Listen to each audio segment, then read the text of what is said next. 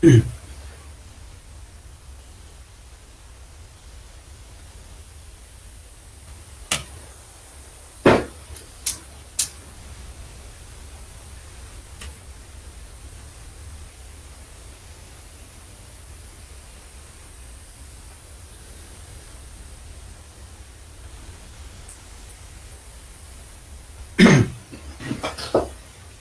buen día. ¿Se ve la imagen por si acaso? ¿Se ve la imagen bien, les digo? Sí. Ya. Bueno, entraremos al tema. Estamos un poco atrasados ya para poder terminar. Tenemos que hacer estos dos últimos temas. Uno que es ahora empujes de tierra. Generalmente los empujes de tierra con estabilidad de taludes hay que ver las dos cosas. Si no, o sea, son complementarios entre sí, entre empujes de tierra y estabilidad de taludes. Más o menos, les voy a explicar para que tengan idea. Supongamos que estamos haciendo una carretera. Generalmente la carretera se hace por donde casi para abaratar costos siempre se hace a las riberas del río, ¿verdad? Igual, por ejemplo, supongamos una carretera que va de la Angostura a Samaipato, yendo al bordeando el río. Justamente porque, bueno, otra solución sería hacer que se túneles, que se yo, para digamos, hacer mejor carretera, pero sin embargo, el costo elevado no permite la economía nacional. Y entonces, ¿qué hacemos? Hacemos un corte en las riberas del río, el, el, la montaña ya tiene un talud, es el talud que ya está establecido, ¿verdad? Durante un proceso de miles o millones de años, el suelo ya está estable. Pero sin embargo, al hacer un corte en ese lugar, le estamos desestabilizando justamente el talud. Entonces, para poder evitar de que ese talud no tape otra vez la carretera, ¿qué tenemos que hacer? Tenemos que hacer obras complementarias de ingeniería civil, que son generalmente muros de contención, puede ser de gaviones, puede ser de hormigón armado, en fin. Y luego, ¿no es cierto?, a eso hay que ver qué tratamiento le vamos a hacer al resto del talud para que los empujes, ¿no es cierto?, sean controlados y que también el deslizamiento del agua que va a venir justamente por la pendiente no dañen la carretera. Entonces justamente ahí está entrando las dos cosas. Uno, para hacer el muro de contención tengo que conocer empujes de tierra. Bien, ahora para poder estabilizar el resto del talud, como estoy poniendo un muro de contención, tengo que saber si haber cortado eso, desestabilicé todo, si la pendiente es bastante larga y abrupta, entonces tendré que hacer banquinas. Tendré que hacer una serie, digamos, de plataformas, ¿no es cierto?, en diferentes niveles de la montaña, y luego con un canal, con una cierta pendiente que esté siempre dentro del régimen laminar, que es una forma de velocidad baja. Voy a tener que evacuar agua por la parte lateral a una quebrada que hay ahí. Entonces, ahí justamente esa pendiente que estoy haciendo, tengo que calcular esta medida de talud. Tengo que ir con corte de tantos grados, va a estar estable el suelo, no va a haber problema de falla. Entonces, para eso justamente, como repito, ¿no es cierto? Entonces, estos dos temas son complementarios uno con el otro. Entonces, hay varios métodos para calcular. Los más usados son los dos primeros temas que vamos a ver. Es lo más simple para el manejo. Historia de empujes de tierra. Y también en historia de talud también hay unos dos métodos que es el más usual. Inclusive ya hay programas para compararlos si quieren utilizar eso. Entonces vamos a irnos en eso. Entonces, lógicamente que tienen que conocer por lo menos cada grupo que ustedes van a escoger, conozcan un grupo, perdón, un método de cálculo, tanto en empujes como en historia de taludes. Eso, tengan, ¿cierto?, que solucionar. Fíjense, ¿cuál es la utilidad en realidad de estos dos temas? Si están haciendo un terraplén, supongamos un puente. no sé si han visto aquí en la nueva ciudad de Santa Cruz que están haciendo varios puentes, ¿no es cierto? Que es una planicie y el puente está pasando a mayor altura y de ahí tienen que hacer justamente el terraplén para ascender y pasar por el puente. Entonces ahí justamente estamos utilizando, ¿qué cosa? Calcular el talud, con cuánto de pendiente voy a dar para que no tenga problemas de derrumbes o de fallas cuando llueva. Porque cuando llueve hay que tener o sea, hay que tener cuidado en que se sature el suelo, después se tenga que, se desliza o se desintegra, en realidad queda quedando nada el talud. Entonces hay que estabilizar el talud. Luego de calcular la pendiente adecuada, habrá que colocar, qué sé yo, de repente tepes o algunas gramíneas para que el suelo no se desmorone. O tal vez tengan que utilizar otra tecnología, como es, por ejemplo, tierra armada. En fin, hay varios sistemas, digamos, de solucionar, pero necesariamente tienen que conocer empujes y estabilidad de taludes. Esa es la intención. Entonces, por ejemplo, cuando hablemos de empujes de tierra, vamos a hablar de diferentes métodos. Pero no es cuestión de calcular solamente el empuje es una fuerza. Además, a eso hay que verificar si va a soportar o no.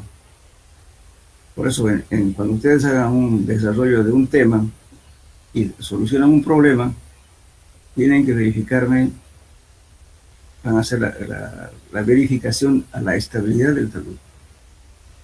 Si yo tengo un muro, digamos, entonces, ¿qué fuerza va a haber? ¿No es cierto? Fuerza lateral del suelo que me puede desplazar el talud por el empuje y no soporta. Puede volcarme, puede pasar por debajo de la... Enseguida vamos a poder ver en detalles. O bien puede pasar, ¿no es cierto?, la zona de falla por debajo del muro y por tanto me lo vuelca en la falla total. Entonces, el muro de contención va a funcionar bien cuando cumpla las 4 condiciones de estabilidad. Ahora, si le pongo un muro muy pesado, también puede fallarme porque el suelo no me va a aguantar, se va a hundir. Toda estabilidad tenemos que aprender a verificar. Entonces, de nada sirve calcular solamente un empuje. Un empuje es una fuerza. Pero ¿cómo lo soportamos esa fuerza? Hacemos un muro, pero ese muro tiene que estar totalmente estable y que garantice justamente su estabilidad.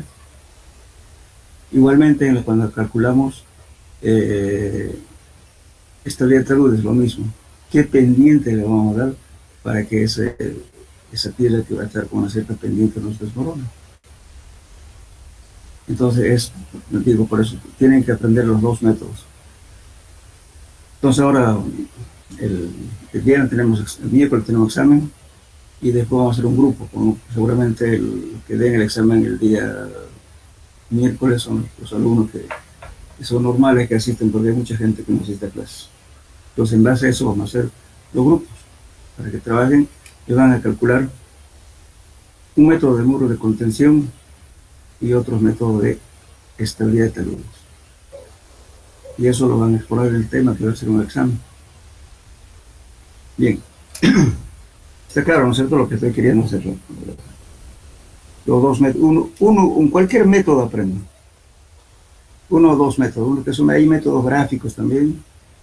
Ahora, si quieren, tienen que ver métodos analíticos. O sea, los dos primeros temas que vamos a ver es lo que más se utiliza en la práctica. Bien. Bueno, el estudio, ¿no es cierto?, del empuje de tierra producido por el macizo terroso tiene importancia singular. Imagínense, por ejemplo, si están haciendo un sótano de un edificio. Bueno, van a colocar un muro, una pantalla que tiene que soportar a la estructura aledaña del vecino. Entonces no tiene que moverse, porque de repente si pasa cualquier cosa van a tener una falla en la estructura del vecino. Entonces tienen que calcular los empujes, ¿no es cierto?, del muro que soporte, que cumple todas las condiciones adecuadas. En fin, por ejemplo, cuando ese tipo de cosas que Inicialmente habían teorías, ¿no es cierto?, que estudiaban, pero siempre los empujes de tierra, teoría de taludes estaban dentro de bueno, pues una disciplina más que todo físicos y matemáticos, en los cuales los que estudiaban, por ejemplo, inicialmente, ¿no es cierto?, eh, fueron formulados, por ejemplo, en Coulomb en el año 1773, Rankine en 1856, aún este método de Rankine seguimos utilizando estos dos métodos, porque son los más fáciles de aplicar. Después de, estoy hablando, fíjense, de 1773 y 1856. Después viene Poncelet, Kuhlmann, Revan y Cray. Y posteriormente, ya los últimos, casi las últimas generaciones del siglo XX, viene Capot, Honday, Tersay, y Brick y Hansen. Bueno, resulta que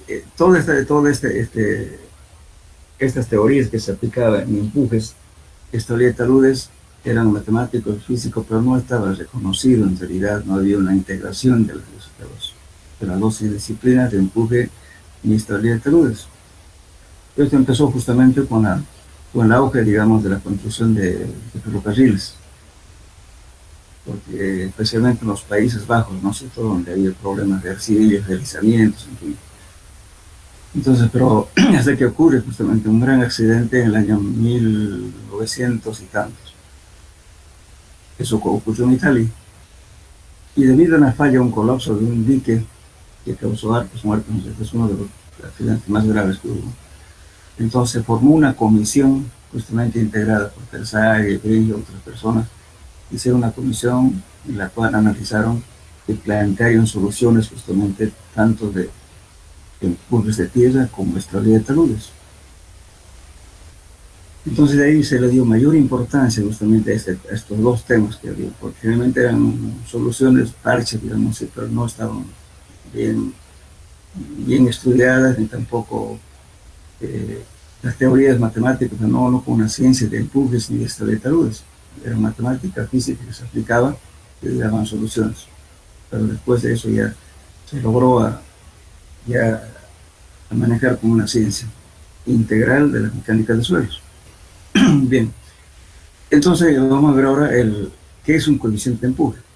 Coeficiente de empuje, pero si consideramos una masa semi-infinita de suelo y calculamos la presión vertical a una profundidad de 70, o sea, supongamos que eso hemos visto en suelo 1, debido al peso propio, que es simplemente la influencia de la tensión que está produciendo, ¿no es cierto?, un suelo, no es más que el peso específico del suelo multiplicado por la altura Z. Esa es la presión vertical. Lógicamente, esta presión vertical, si yo pongo un muro, va a causar problemas, ¿no es cierto?, de empujes laterales. Eso vamos a tener que calcular.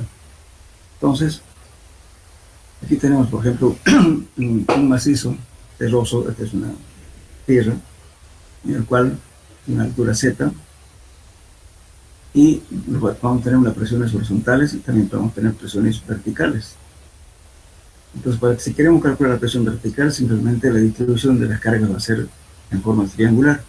Entonces va a ser esto, en esta parte de aquí, gamma del suelo multiplicado por la altura Z.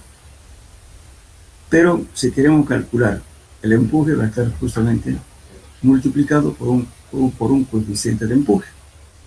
En este caso, 0 es el empuje pasivo. Entonces, en estas condiciones, la presión sobre el plano de horizontal crecerá linealmente a profundidad y valdrá, la horizontal va a ser, ¿no es cierto?, la presión horizontal es K sub 0 por sigma 0. Entonces, como este valor es sigma 0, entonces viene a ser gamma del suelo multiplicado por la profundidad 0.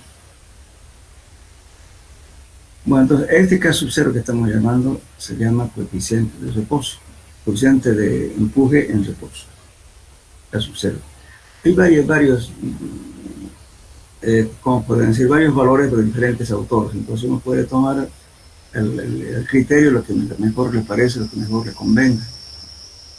Eso ya depende del que calcula. Por ejemplo, este valor en suelo arcilloso, la arcilla tiene un coeficiente de empuje pasivo perdón, en reposo tiene 0,70, 0,75. En arena suelta de 0,45 a 0,50. Y arena compacta de 0,40 a 0,45. Bueno, este es lo más usual, que a veces se maneja por facilidad, porque la tabla es más fácil conseguirla y tenerla. Y también otros autores que dieron también otros valores, por ejemplo, Haki, en el 1944. Dice que su cero es 1 menos seno de phi. ¿Qué es phi? Phi prima es justamente el ángulo que se toma considerando la presión efectiva del suelo.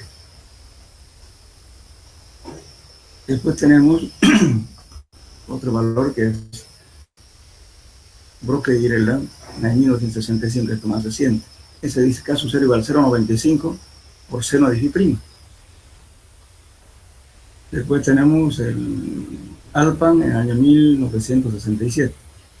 Caso 0 dice 0,19 más 0,233 por logaritmo del índice plástico. O también dice coeficiente de Poisson dividido entre 1 menos coeficiente de Poisson. El otro es caso 0,007 por índice plástico menos 0,4. Son fórmulas empíricas. De todos modos, en esta tabla que ven aquí, nos está dando los parámetros aproximados del coeficiente de Poisson, o Poisson, como quieran llamar. Arcilla húmeda, arcilla arenosa, arcilla saturada, limo saturado, arena suelta, arena densa, arena fina, todos son sus valores que varían, por ejemplo, en este caso, de 0,30 a 0,40, o de 0,15 a 0,25, sucesivamente. Es un law, es el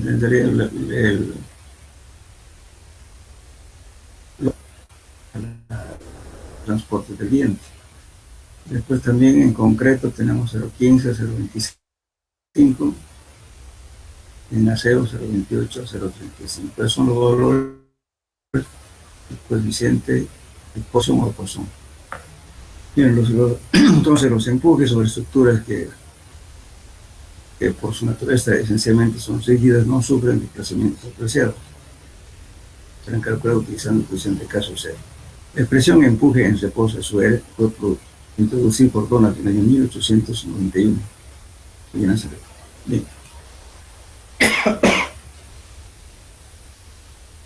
Bueno, entonces podemos analizar este muro de contención. Tenemos un muro, y bueno, ahí tenemos justamente, inicialmente este muro se puede producirse, ¿no es cierto?,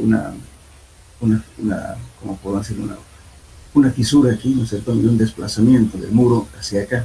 Entonces vamos a tomar el touch. Entonces, entonces esto nos permite calcular, por ejemplo, pasando a la figura 160, estamos hablando de esta figura. Permitamos ahora que AB sufre un pequeño desplazamiento delta con respecto a su posición anterior. Aquí.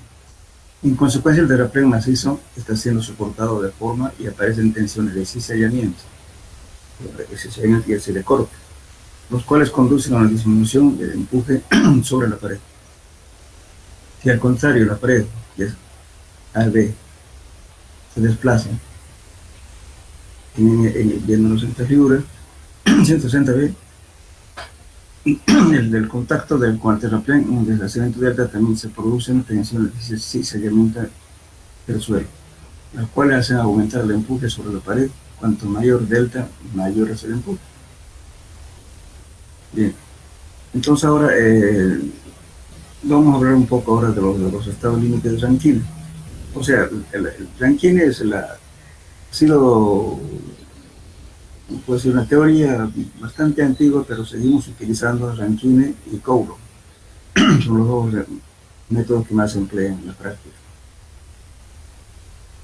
Entonces, lo que vamos a hablar ahorita es justamente sobre la teoría de Rankine. Cuando hablamos de la teoría de Rankine, Rankine no toma en cuenta la fricción, ¿no es cierto?, que puede haber entre el muro y el suelo. No considera eso. En cambio, Coulomb considera que hay un coeficiente, ¿no es cierto?, de rozamiento entre el muro y el suelo. En cambio, Rankine lo desprecia eso. Por eso que había mucha gente que no lo consideraba una teoría buena, pero sin embargo al final, por la facilidad de utilización, seguimos usando el método Rankine.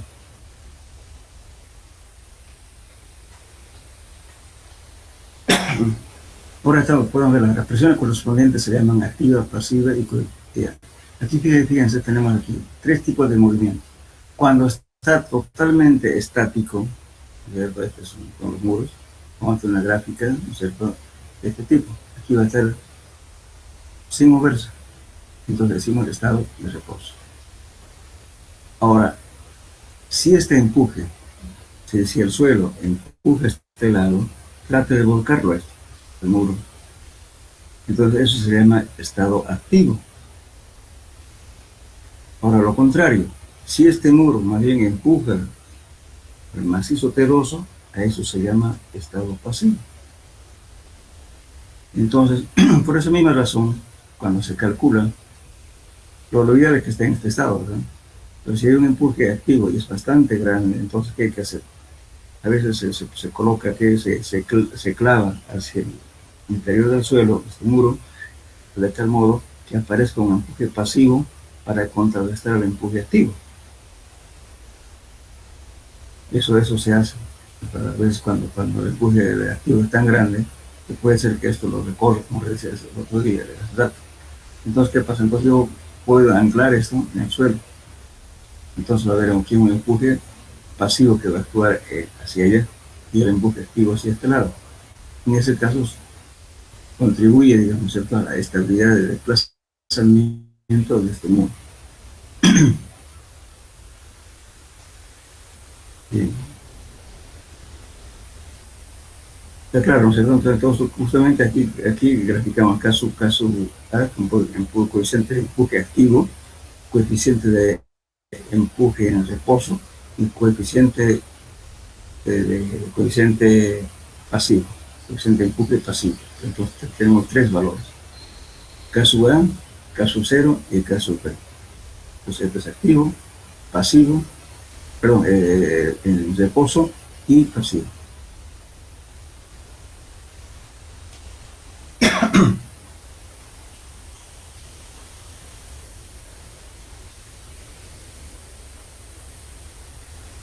Bueno, nosotros aquí podemos ver un esquema que nos va a hacer entender mejor. Supongamos, por ejemplo, que hay una vivienda o cualquier estructura, ¿no es cierto?, que está anclada al suelo. Entonces aquí estamos, este empuje está en reposo porque ambas fuerzas, ¿no es cierto?, se contrarrestan. Aquí no pasa nada. Pero si tenemos esto, fíjense, aquí tenemos un muro de contención y además tenemos un suelo con una pendiente determinada. Aquí hay varias cosas. Cuando hacemos las pilas de un puente, por ejemplo, con esto, fíjense, aquí voy a poner la estructura de un puente y que va a pasar el puente, va a tratar de bloquear este lado. Y el empuje que tenga aquí del terraplén, voy a tener otro empuje aquí, es el empuje activo. Bueno, pero en esta figura podemos ver claramente los empujes que se producen. Además de eso tenemos aquí sobrecarga, fíjense, aparte del efecto del suelo también hay otra sobrecarga, pues cualquier tipo de estructura, lo que sea. Y entonces, ¿qué está haciendo aquí? Fíjense, aquí tengo una fuerza que trata de volcarme, es un momento de vuelta. Luego tengo, como está clavado acá, tengo un empuje pasivo. ¿En qué sentido? Que me está contrarrestando a este empuje. Aquí tengo un empuje activo que me está haciendo aquí no se nota, aquí una flecha verde, fíjense acá. Entonces esto me está produciendo un empuje activo, que me está queriendo desplazar y volcarme esto. Bueno, después tengo un empuje, ¿cierto?, una fuerza que me contrarresta justamente el movimiento de este muro.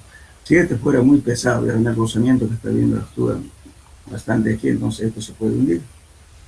Entonces también tenemos que hacer, como decía el rato, una verificación a que esto no se hunda. Entonces la resistencia del suelo tiene que ser mayor o igual para que soporte todas las cargas de aquí.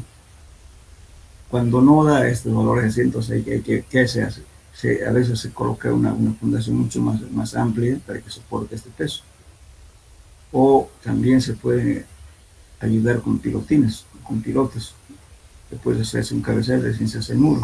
Hay varios tipos, digamos, de obras que se puede hacer. También el muro puede ser por gravedad, el muro puede ser cantilever, en fin. Hay varios sistemas de soluciones que se dan. El más usual, bueno, siempre y cuando tengamos material en abundancia, como ser piedra, por ejemplo, es fácil hacer un muro de gravedad. Esto es aquí se ve en esta forma, hacer una estructura, ¿no es cierto?, bastante pesada, con piedra y cemento, y hacer esto. Eso va a depender de la necesidad del lugar. Ahora en los puentes generalmente todos van dormidos armados. Entonces estas fuerzas que aparecen durante digamos, la actividad del elemento, en este caso de un muro de contención.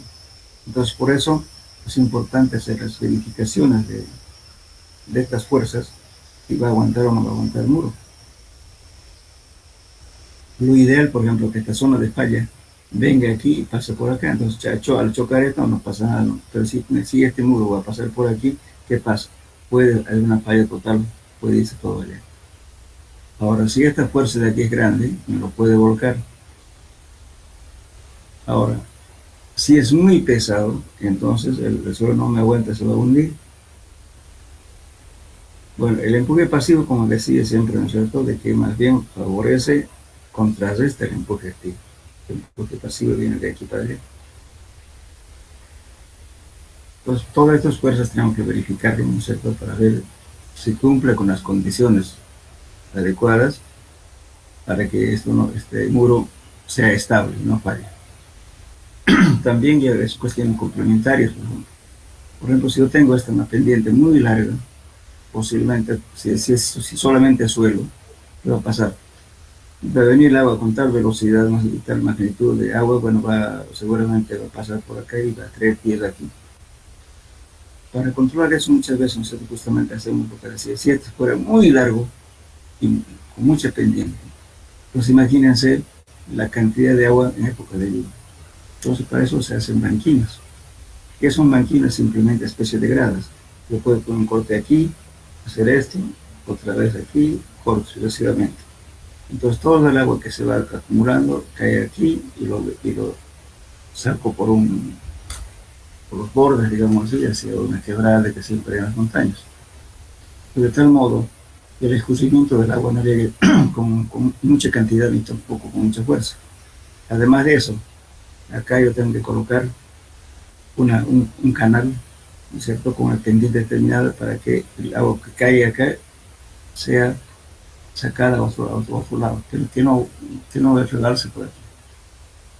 Después tengo que tomar también, colocar estos empuje. Si es muy alto, va a ser muy grande y aquí va a aparecer, si este suelo se satura totalmente, entonces aquí voy a tener un empuje hidrostático, porque ya va a haber agua acá. Entonces el agua ya va a ayudar a empujar aquí. Para contrarrestar eso, se colocan barbacanas aquí. Son agujeros que se colocan en el muro, ¿no es cierto? Y también eso hay métodos para calcular cada cuánto puede poner un agujero y de qué diámetro. Generalmente esos diámetros no son muy grandes, a veces suele ser 4 pulgadas o 3 pulgadas, son muchos, pero digamos varios de esos se colocan acá y lógicamente debidamente cuando el muro, perdón, el tubo sale acá, entonces aquí tiene que tener agujeros.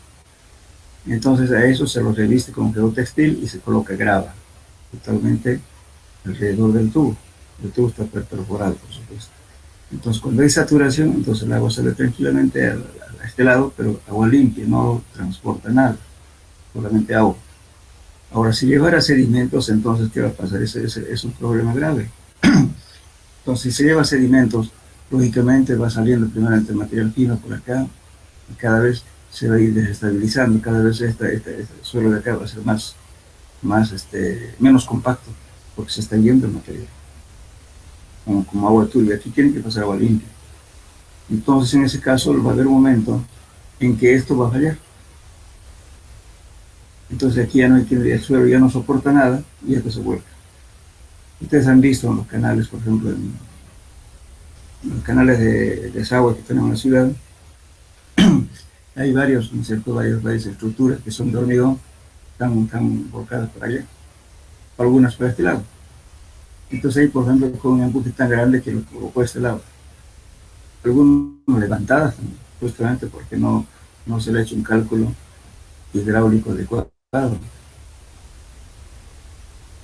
Entonces posiblemente aquí tampoco se hacen mantenimientos, por ejemplo, digamos, de las barbacanas que se coloca acá, se taponean estos, entonces ¿qué pasa en ese caso? Y este empuje aumenta y por lo tanto no está diseñado esta estructura para aguantar este tipo de cargas. Entonces el agua contribuye a que esto se vuelque. Ahora también cuando no se ha controlado las barbacanas adecuadamente, resulta que en varias avenidas, pues fíjense, hay unos los canales que eran revestidos, ¿no es cierto? Por atrás, inclusive caminan personas por acá, resulta que todo está vacío. ¿Qué pasó? El agua se llevó todo el sedimento de acá y salió por aquí el sedimento y por tanto que le hueco. Entonces cuando el agua sube hasta un nivel en época de lluvia, pues se va a volcar. Ese tipo de problema, eso es justamente, no es ciertas consideraciones en los cálculos. Esto que el cálculo de empuje. Es importante tomar en cuenta esos factores, ¿no? Bueno, entonces, y ahora vamos a hablar de la teoría de Rankine. La teoría de Rankine, esta teoría se basa en la ecuación de la ruptura de Moore, y eso es igual a sigma 1, o sea, si estamos utilizando una resistencia al corte, tenemos las tensiones principales que son sigma 1, sigma 2. ¿Cierto? ¿Por qué? Porque Moore trabaja en tres direcciones. Estamos hablando aquí, lo hacemos nosotros, sigma 1 es igual a sigma 3 por NFI más 2, esta es la cohesión, este factor NFI que vamos a ver qué es. Entonces aquí estamos justamente en el esfuerzo principal 1, basándonos en la teoría de Moore, de Otto Moore. Entonces, NFI, ¿qué viene a ser? Este phi es ángulo de fricción interna, fricción interna, ángulo de fricción interna dividido entre 2 más 45, eso es por tangente al cuadrado, eso es NFI. Como ven, donde phi es el ángulo de fricción interna del suelo y 6 es la cohesión del material. Lo tenemos aquí. Esa es cohesión.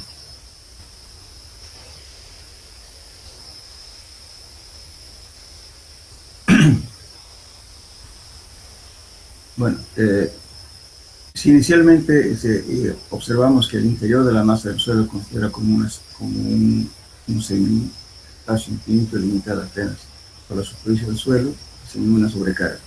Lógicamente aquí estamos hablando solamente considerando el suelo. Pero ¿qué ocurre si yo tengo una carga aquí? En ese caso hay varias formas, pero lo más fácil es justamente encontrar la altura efectiva. Enseguida vamos a ver eso. Entonces yo esta sobrecarga lo voy a tomar en cuenta como si hubiera más peso aquí de suelo. Eso me ayuda, me facilita el cálculo. Una de las tensiones principales tiene la dirección vertical y su valor está dado por el peso propio del suelo. La dirección de otra tensión principal es la dirección horizontal. El peso de aquí y aquí el empuje de aquí. Bien, entonces, estamos diciendo aquí, si admitimos que la pared AB de la figura se desplaza, el terraplén, la presión horizontal viene a ser presión horizontal, sigma H, en forma horizontal, y también tenemos sigma B, que va a ser el gamma por H, que equivale a la tensión principal 1. Esta es tensión principal 2, estamos hablando del eje X y Y. Y entonces, luego lógicamente tenemos aquí, si no hay una carga, entonces lógicamente este empuje va a estar a 1/3 de H. Y para acá arriba es 2/3 de H, ¿cierto? Y todo esto viene a ser K sub A, el empuje, el coeficiente de empuje activo por el peso específico del suelo multiplicado por H. Eso viene a ser este valor de acá. Esto para suelo cohesivo, por si acaso. Hay que diferenciar eso. Por ejemplo, dice, fíjense, continuando el desplazamiento AB dejará de haber contenido en la deformación y se producirá el deslizamiento de la figura 163B a lo largo de la línea BC. BC, ¿no? Esta línea de aquí, que forma un ángulo de 45 grados menos phi medios. Este ángulo de aquí es 45 menos phi medios. Con la dirección de la presión vertical 45 menos phi medios. Con la dirección de la presión principal menor. Por tanto, la relación dice K es igual entonces K sub H sobre K sub B.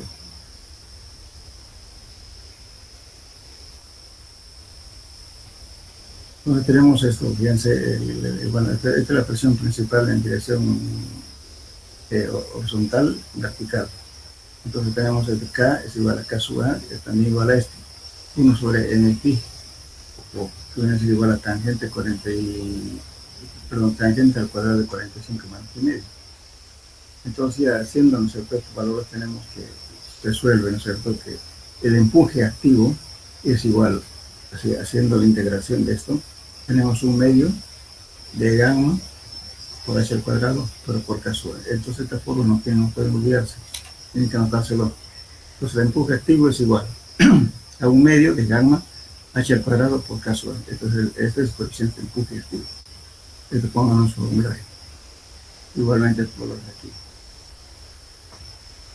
Ya, entonces, pero si admitimos el problema inverso, es decir, que la pared se desplanta contra el terraplén, así podemos determinar la presión principal mayor es horizontal y menor la vertical. En esas condiciones el valor de K será. Entonces aquí tenemos, aquí en este caso estamos calculando al empuje pasivo. Entonces, en este caso viene K sub 1 sobre la tensión principal 2, ese es el empuje pasivo. Entonces llegamos a esta ecuación. Entonces el coeficiente de empuje pasivo, o sea, el empuje pasivo viene a ser un medio de gamma por h al cuadrado por coeficiente de empuje pasivo. Entonces igualmente se tiene que anotárselo porque este es el empuje activo, este es el empuje pasivo.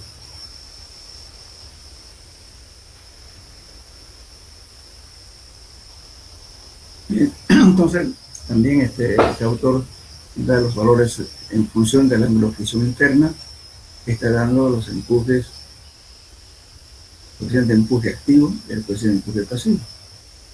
Desde cero, generalmente casi nunca se utiliza estos valores arriba de 45, máximo de 45, pero el autor aporta que 60. Entonces,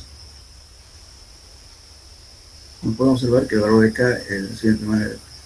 El caso activo es menor el coeficiente que el caso cerca que se empuje en ese pozo, y esto es pasivo. Y el empuje pasivo es aquí 1 sobre K sub B.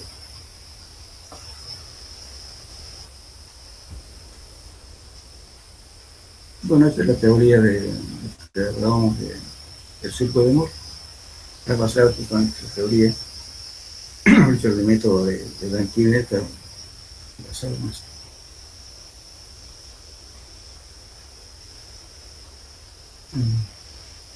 También podemos calcular esto. Mire, en un macizo terroso a lo largo de los planos definidos por el ángulo y los 45 medios horizontal, estado activo, y el segundo es 45 menos 1 medios, estado pasivo. Entonces el estado activo y el estado pasivo. Entonces también podemos tener estas ecuaciones. Va a depender mucho de la facilidad con que ustedes quieren trabajar, si no pueden trabajar directamente adoptando un valor, o si quieren por esto también. Entonces este es un medio, gamma por h al cuadrado por coseno de beta y toda esta ecuación de aquí. Entonces para el empuje activo. O sea, esto viene acá, estos valores de acá, de esto, ángulo beta, con las pendientes.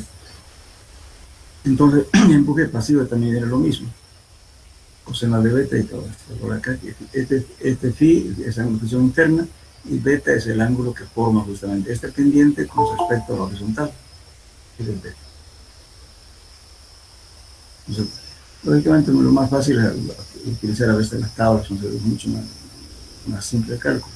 Lo que hay que variar un poco, pero también pueden usar estas fórmulas para calcular el coeficiente de empuje activo y pasivo. Entonces,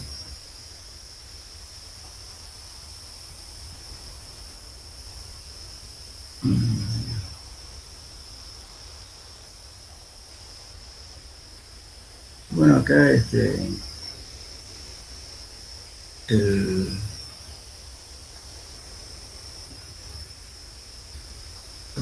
si analizamos, por ejemplo, esto, ¿no es cierto? Un empuje pasivo también pueden haber esta fisura de tracción que ocurre, y también va a haber justamente cuando lo expliquemos, cuando hagamos diagramas de presiones, vamos a tener este valor aquí, sigma z, perdón, z0, y y esta altura va a ser, ¿qué cosa? La altura crítica, quiere decir que es 2 sigma 0. Entonces podemos calcularlo mediante estas fórmulas. Entonces aquí Z0 es 2, justamente aquí el suelo tiene cohesión, y entre gamma por tangente de 45 más primerios. Y todo esto se reduce a 2 veces la cohesión por gamma del suelo multiplicado por la raíz cuadrada del coeficiente activo. Es el valor para calcular este valor Z0. En realidad, estos valores hay que encontrar nosotros como profesura de tracción. Entonces, este valor es correspondiente a este. Y la altura es crítica, ¿no es cierto? Entonces, es este valor H0 que viene a ser este valor de aquí. Altura crítica. Aquí está. La altura crítica es igual, o sea, para todo esto se integramos, o sea, se calcula este valor y vamos a llegar a esta conclusión. La altura crítica va a ser 4C, o sea, 4 por la cohesión, por peso espacial del suelo, tangente 45 menos y medios. Y todo esto al final queda, o sea, 2 veces se va haciendo matemática, van a llegar a esto. La altura crítica va a ser 2, Z sub 0, pero están viendo aquí Z, y este es 2 veces Z0, que es este de acá.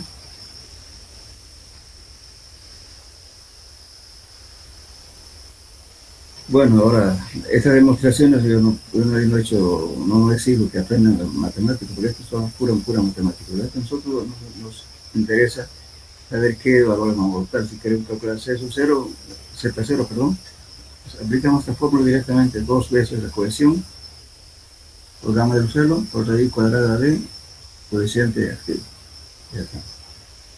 Igualmente aquí, la altura, que va a ser igual a que es igual a la altura crítica, va a ser 2 veces Z0.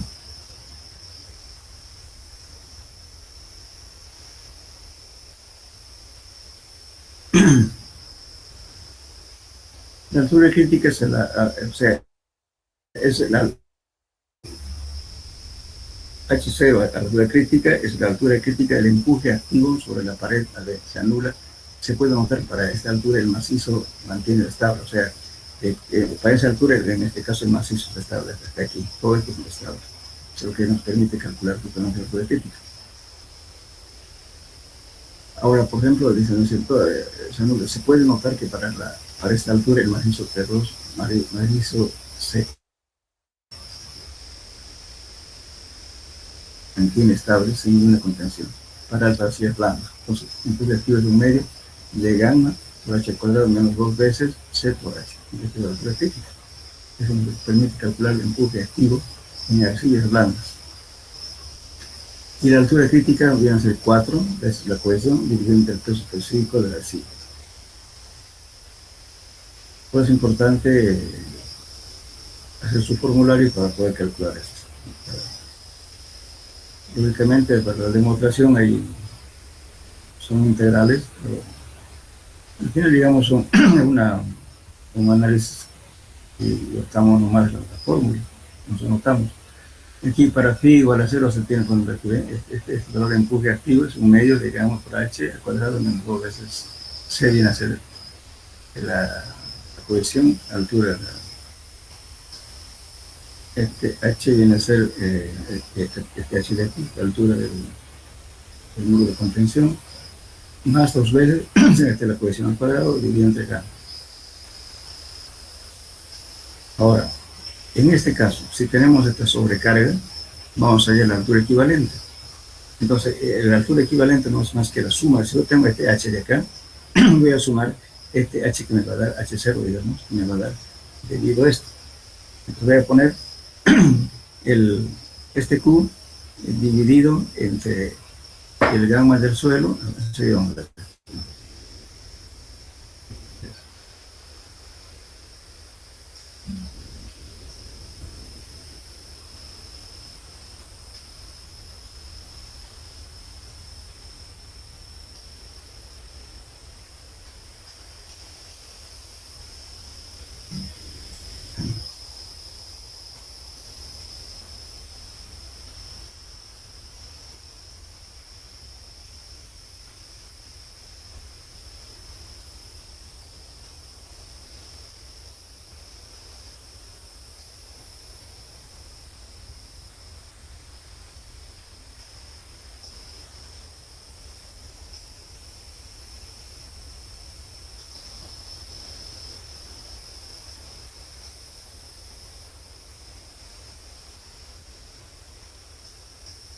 este valor. O sea, la altura crítica, fíjense, yo la altura, a esta altura de acá, esta altura de aquí, h. Pero como tengo esta carga distribuida, voy a hallar esta altura equivalente a h sub 0. Este h sub 0 no es más que esta carga distribuida dividido entre el peso específico del suelo, de este suelo de aquí. Eso me da esta altura de acá. Ahora, con el cálculo que voy a hacer ya va a ser justamente con todo esto.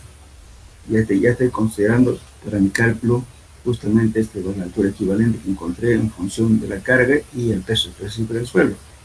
Entonces va a ser, la altura total va a ser h más h0. Lo mismo se hace aquí, si es inclinado lo mismo, simplemente hay que descomponerlo, se puede volver horizontal, este h0. Cuanto horizontal es más fácil, pero si ya inclinado, entonces lo que hacemos es simplemente ver el ángulo, ¿no es cierto? Y le calculamos h0, nada más. Entonces la sobrecarga se considera justamente encontrando la altura equivalente, el h0. Entonces h más h0, tenemos sobrecargas. Repito.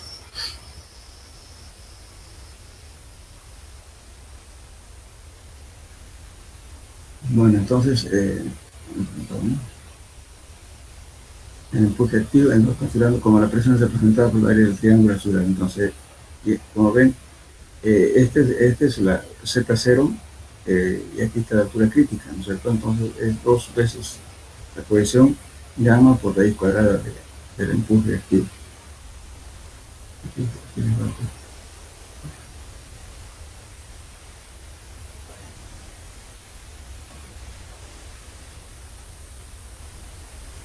Bueno, aquí, por favor, para la próxima clase, este ejercicio, resuélvanlo y van a ver paso a paso para que lo vayan entendiendo.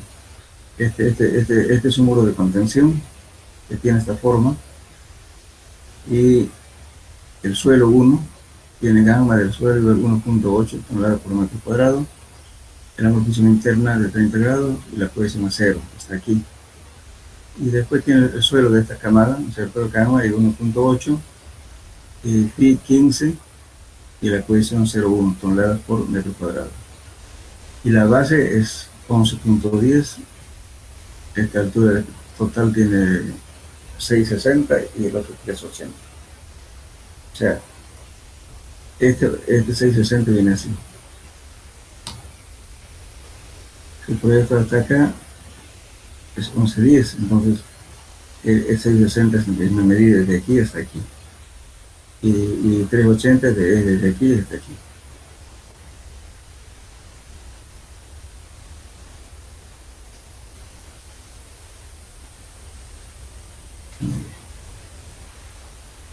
Ahora, respecto a la influencia del nivel de agua, lógicamente, en este caso, cuando hay agua, por ejemplo, no sé, hay que tomar en cuenta el efecto del agua, ¿no? Porque uno es calcular, si no hay agua, calculamos con gramo suelo, con un suelo parcialmente saturado.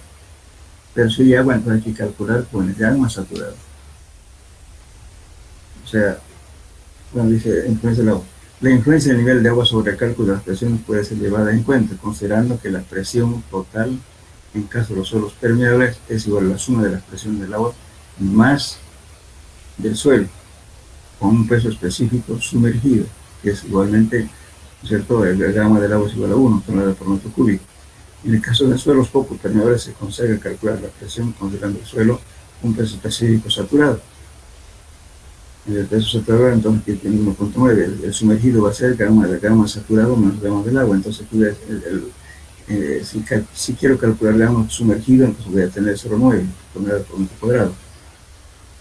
Entonces, el gramo saturado menos gramo del agua, eso es el gramo sumergido.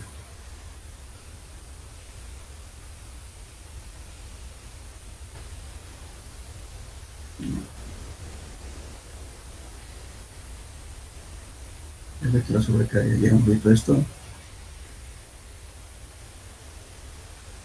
Con la sobrecarga, consideramos la sobrecarga, aquí tenemos nuestro sigma z, es el K, coeficiente del empuje, gamma por Z más K por gamma por Z. Entonces este es el empuje, en este caso el empuje activo. Estamos aquí, el empuje pasivo sería de este lado, en este caso es el empuje activo. Aquí nos podrían colocar, aquí tenemos empuje activo y este es pasivo.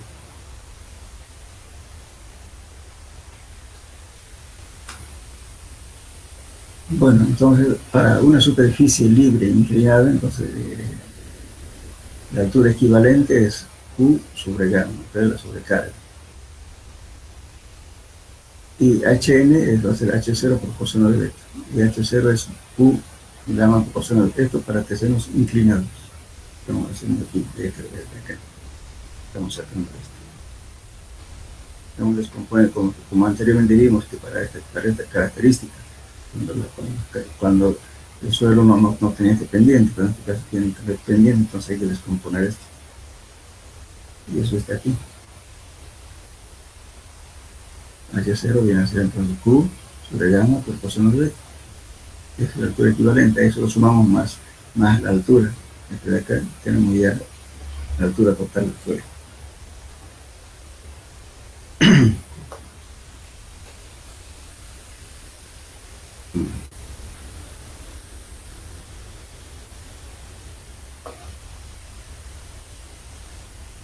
A ver, bueno,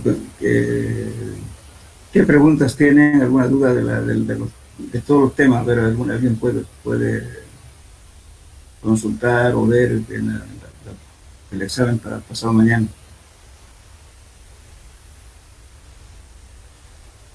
De los temas que hemos visto, ¿hay alguna duda, alguna pregunta que quieran hacerme?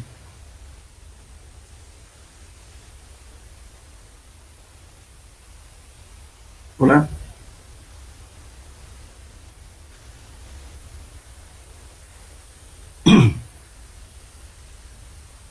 Hola, ¿me escuchan?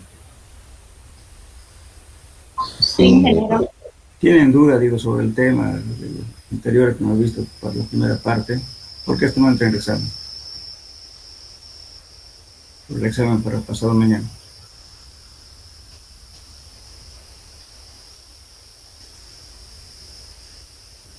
¿O no han estudiado?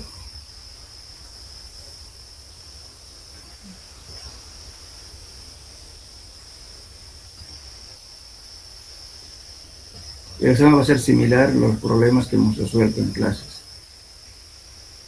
Lógicamente la teoría también aparte. ¿Cuántas preguntas de teoría? ¿No hay preguntas? No, ingeniero. Bueno.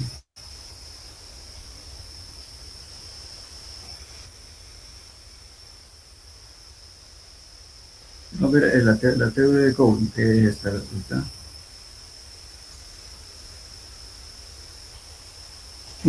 Entre este muro y el suelo. En cambio, Rankine no toma en cuenta eso, lo desprecia. Por eso aquí aparece este empuje, perdón, este ángulo de acá, bueno, delta. Este es el ángulo alfa, la inclinación. Entonces, teoría de Coulomb. Suelos no puede ser. Por favor, en alguna parte en esta parte está hablando de ranking, ¿no? El verdadero nombre es Rankine, por favor. Ponerlo aquí así como se escribe, esa es la palabra correcta, Rankine. No sé, al pasar algún...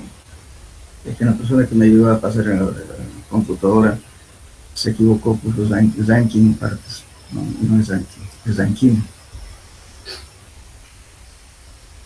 Teoría de Coulomb, ya, suelo no puede ser. En la teoría de Coulomb, el terraplén es considerado como macizo y deformable y se produce rupturas si bien la superficie curva, esta superficie de aquí, las cuales se admiten planos por conveniencia. Entonces, fíjense en el otro la superficie era qué cosa, no era curva en teoría de Rankine, y tampoco había el ángulo de rozamiento entre el suelo y la pared.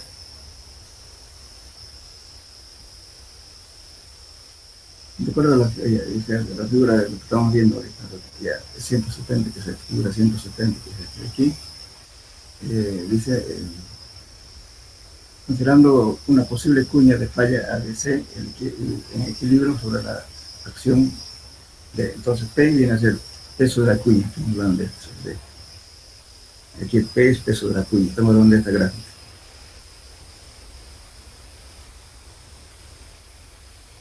Ya, peso de la cuña, conocido en magnitud y dirección, reacción del terreno, formando un ángulo fijo con la normal y la línea de falla.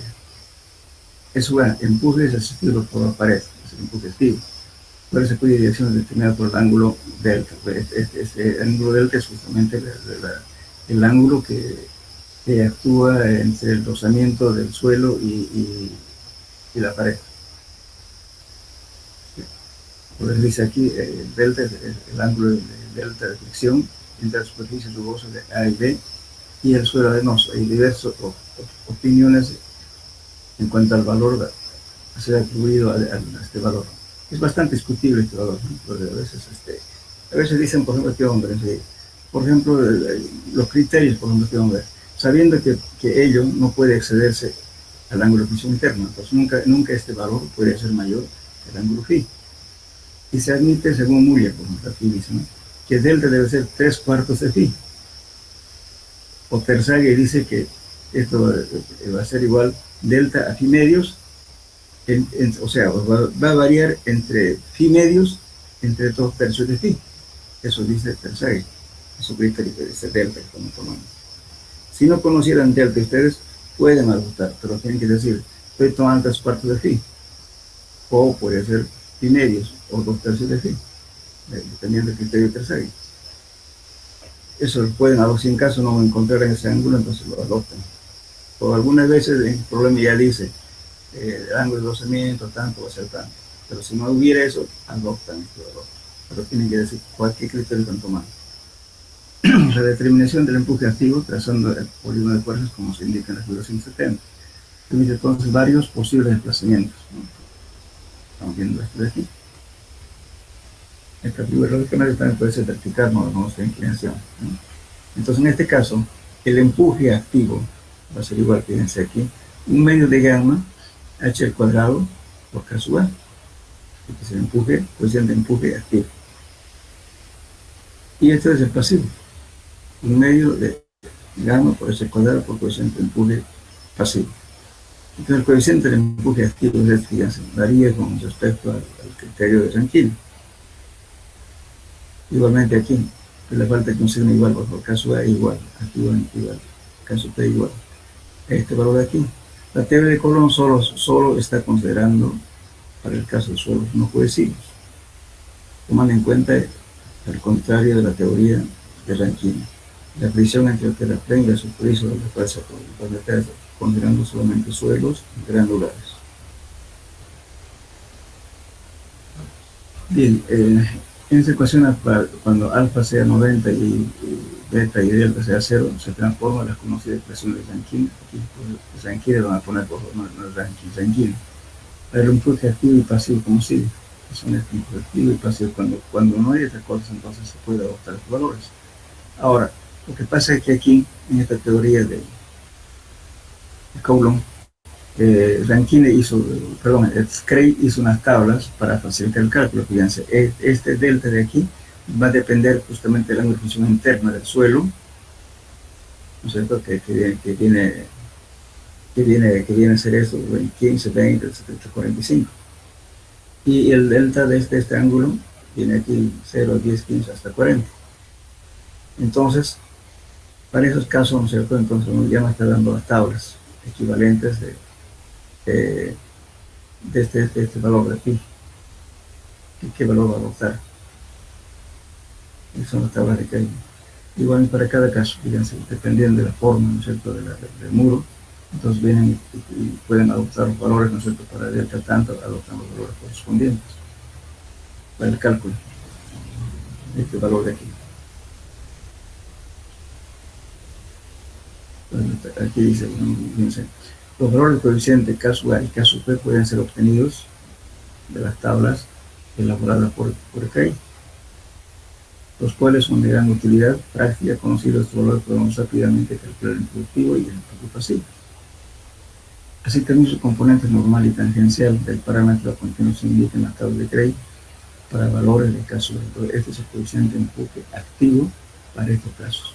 Supongamos, digamos, por ejemplo, si me entienden, si digamos que tengo una función interna 25, digamos, y este valor delta que sea 15, 25 y 15, ¿cuánto tengo aquí? 25 y 15 aquí, 15 y 25 aquí. Entonces el coeficiente de empuje activo ya va a ser directamente 0,364, directo a la tabla, tomando en cuenta justamente el ángulo de fusión interna claro, el ángulo de fusión interna del suelo y este valor delta. Tienen directamente el valor del empuje activo.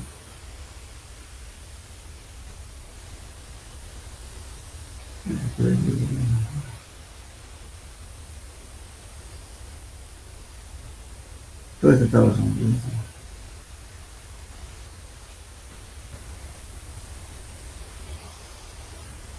Ahora, lógicamente, inclusive, tenemos tablas donde tenemos de inclinación por para el 30 grados, haciendo variar el ángulo de rozamiento, para el talud del paramento, perdón, el ángulo del paramento. Tenemos de la fricción y el terrapleno. En ese caso ya tenemos estos valores acá, están calculando. Y eso facilita justamente el cálculo de Gray. Desde aquí empieza. Desde aquí es solamente por cuestión horizontal, pero cuando tiene esta forma, el paramento del muro, aquí ya inclusive con inclinación, está en 50 grados, y este es un coeficiente alfa, y vamos determinando el coeficiente de empuje activo para esto. Y así sucesivamente.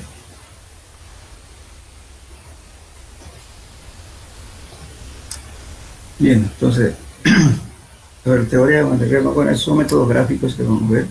Justamente es un poquito difícil, digamos, de ver, porque como es gráfico, hay que leer todo esto y ir construyendo lo que está diciendo aquí, porque es puro dibujo. Al final, ¿qué vamos a encontrar? Vamos a encontrar este triángulo. Entonces, el área de este triángulo multiplicado por el peso pasivo del agua nos va a dar el resultante de este valor. Estamos encontrando el valor R. R va a ser justamente para hacer un polígono de fuerzas. Eso tiene que ser esto de acá. Lógicamente aquí tienen que utilizar escalas, ¿no es cierto? Escala de fuerzas. ¿Saben usar escala de fuerzas, jóvenes? Hola. Sí, ingeniero. O sea, ¿no es cierto? Un centímetro que me pesa 1 kilo, digamos, 2 kilos, algo así, ¿no es cierto? Todo en escala. Entonces, esto van a ser en escala para calcular esto. Y también la sobrecarga de acá van a encontrar también la H sub 0, y la altura equivalente también, igual que en el anterior caso, pero todo está a escala. Por eso, para cada grupo vamos a hacer un tema que desarrolle este método, tienen que dibujarlo a escala. Está aquí todas las indicaciones, haga esto, haga esto, o sea, todo paso a paso hasta llegar al resultado.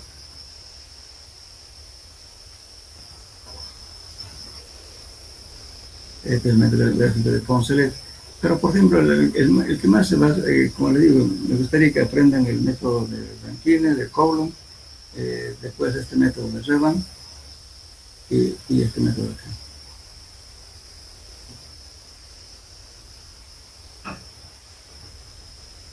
Kuhlmann. Kuhlmann se aplica para cualquier tipo de desperdicios.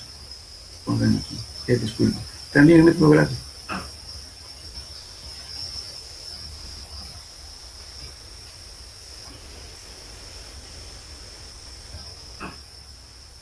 Esos son los 4 métodos que más empleado en la práctica.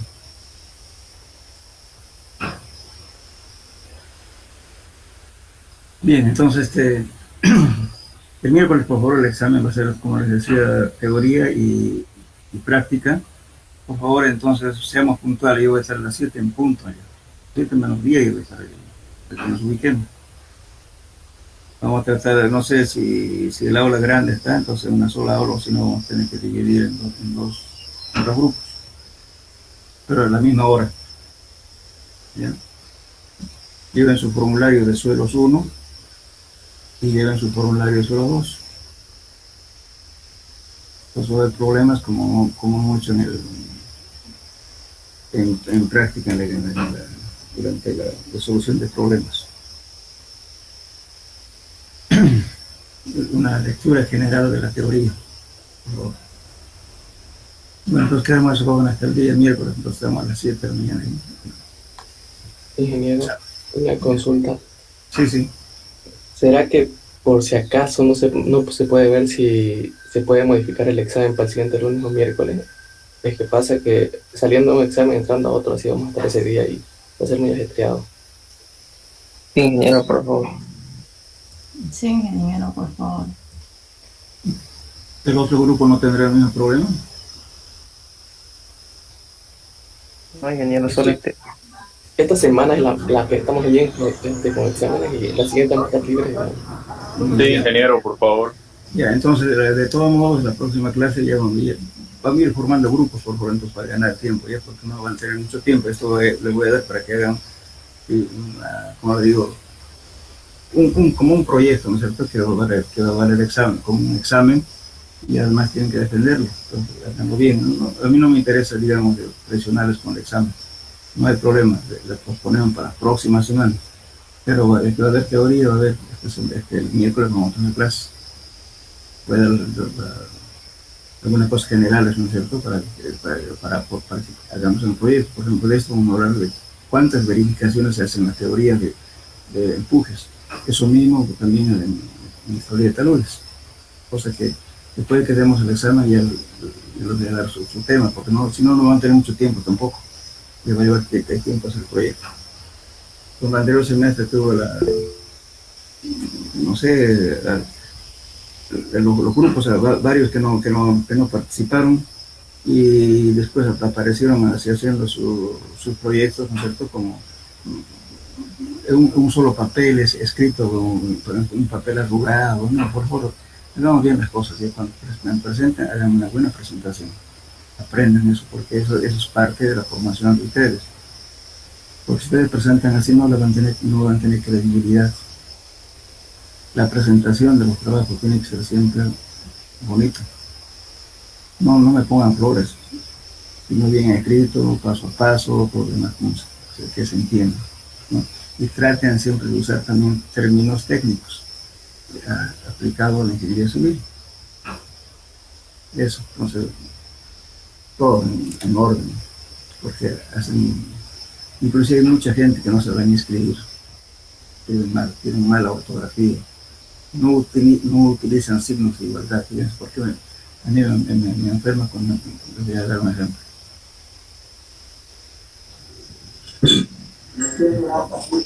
Aquí por ejemplo, vamos a ver, no se le escribe matemática, eso se llama lógica matemática, ¿no es cierto? Por ejemplo, aquí.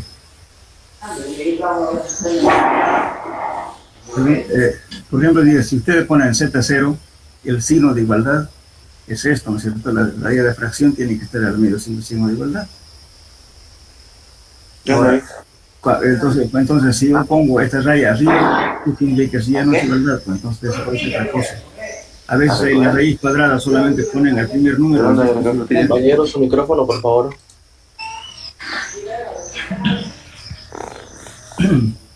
Me van a escribir bien, por favor. ¿Ya? Por ejemplo, esto está, así tiene que ser. ¿Sí? Aquí signo de igualdad y raya de fracción. Raíz cuadrada, así, pero completo. Porque a veces ponen raíz cuadrada solamente el primer número, el resto no lo ponen como si no fuera divino. Entonces, si no hacen eso, ¿qué pasa? Raíz cuadrada solamente está hasta donde marca esta raya de cuadrada. Pero hay cosas, algunos ponen, no usan signo de igualdad, no sé por qué tienen esa mala costumbre. Si a mí me entregan este valor, toda esta ecuación, y no me ponen esta raya de igualdad, no significa nada, pues. No sé por qué escriben así, hace años que voy indicándoles a los alumnos, no hagan eso, porque si eso presenta en un trabajo real, imagínense, escriban bien.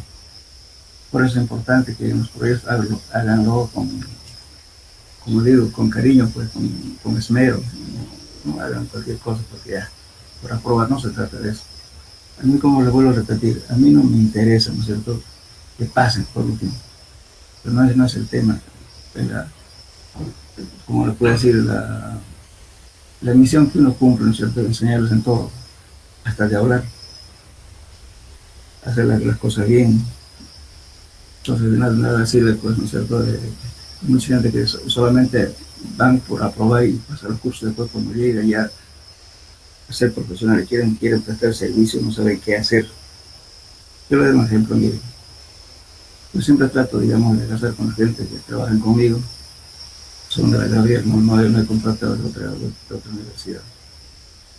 Pero algunos han salido con bastante eficiencia, entonces yo siempre digo, por eso estoy observando esto. No escriben bien a veces la lógica matemática. No saben utilizar, por ejemplo, cuando le hicieron por una ecuación, diga más, no, punto suspensivo, solamente se pone 3 puntos, lo ponen punto, eso ya no es matemática, ya se pasaron. No saben, no sé quién es profesor de matemática, no enseña lógica. Eso está mal, critican porque a veces los informes no van a Argentina, los datos son bastante críticos, ¿no? Y otras partes, porque imagínense un proyecto, por ejemplo, siempre son inversionistas extranjeros, o sea, árabes, es un inversionista grande que tenga plata en Bolivia, pero en esta situación que vivimos.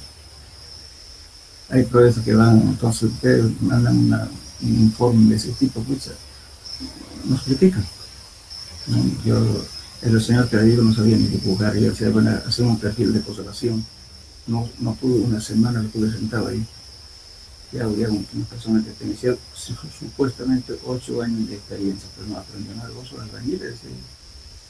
Bueno, después van a disculpar que hagamos eso, yo quiero simplemente como como le puedo decir, como un encargo, algo así.